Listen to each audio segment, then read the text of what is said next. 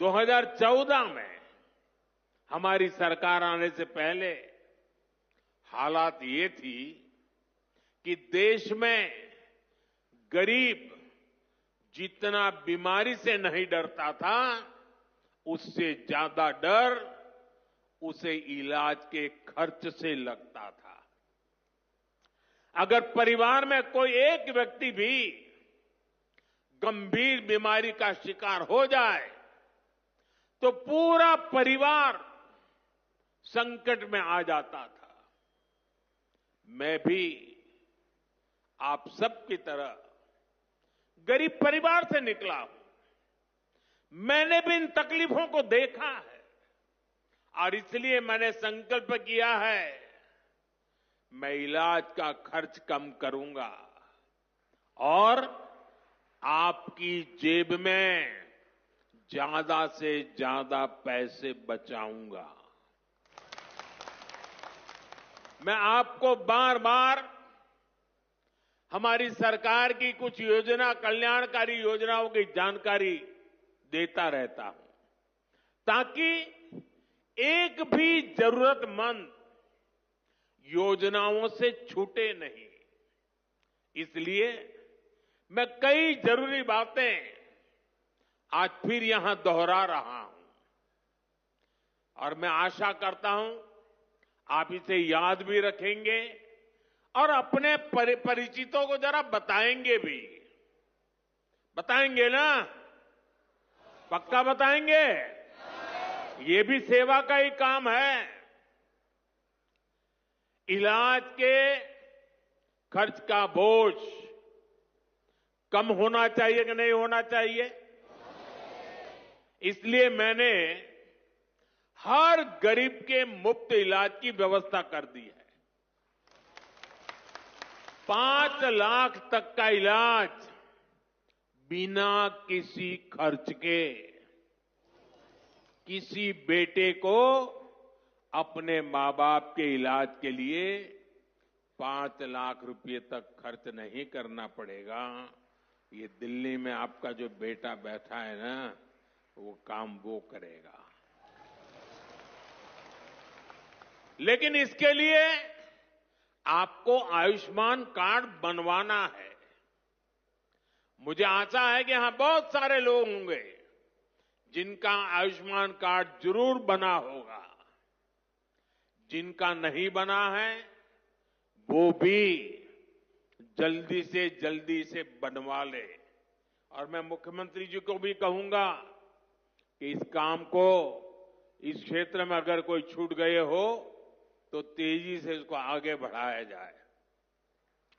साथियों, एक और बात आज आपको याद रखनी है। अब गरीब, अमीर, मध्यम वर्ग, कोई भी परिवार हो, परिवार में 70 साल से अधिक उम्र के सभी बुजुर्गों के लिए भी मुफ्त इलाज के लिए आयुष्मान कार्ड बन रहे हैं। ये कार्ड भी ऑनलाइन ही बन जाएंगे।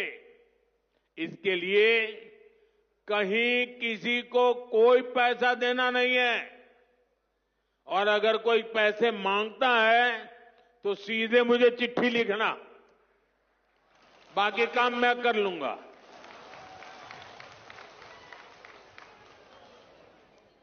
अगर कोई पैसा मांगता है तो क्या करेंगे आप? लिखेंगे?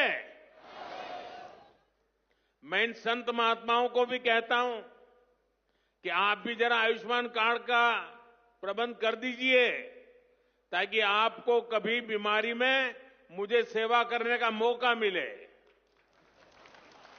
आपको तो बीमारी आने वाली नहीं है, लेकिन अगर कहीं आ जाए तो। भाइयों बहनों, कई बार इलाज के लिए अस्पताल में भर्ती होने की जरूरत नहीं पड़ती है। डॉक्टर की लिखी दवाई घर पर ही खानी पड़ती है। ऐसे में मेडिकल स्टोर से सस्ती दवाई मिले, मैंने इसका भी इंतजाम किया है। इस खर्च को कम करने के लिए देश में 14,000 से ज्यादा जन औषधि केंद्र खोले गए हैं। और ये जन औषधि केंद्र ऐसे हैं कि जो दवाई बाजार में 100 रुपये में मिलती है, जन औषधि केंद्र में वही दवाई सिर्फ 15, 20, 25 रुपये में मिल जाती है।